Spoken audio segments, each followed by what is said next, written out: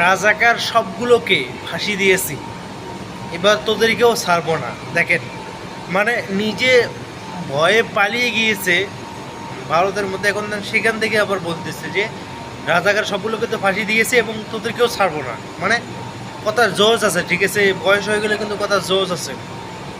এরকম বলে কাঁঠাল রানী দেখেন কীভাবে কথাগুলো বলে। এই কাঁঠাল রানীকে আমরা বলবো যে বাংলাদেশে আয়, দেখেন তোর এরপরে বাংলাদেশের মানুষ তোকে কী করে। মানে ওখানে মানে মুদির লঙ্গি তলে লুকিয়ে ওখান থেকে হুঙ্কার দিতেছে যে তোদের কেউ ছাড়বো না।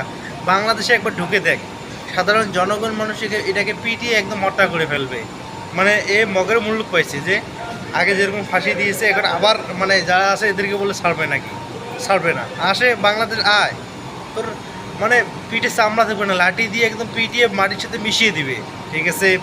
আর এখন আমি যারা বাংলাদেশে বর্তমান সরকার আছে তাদেরকে বলবো, বেশি সুশীলগিরি দেখাইতে যায় না, ঠিক আছে। পরে যদি একবার আসে বা চান্স পায়, আল্লাহ না করুক, কাউকেই ছাড়বে না, ঠিক আছে, খুব সাবধান।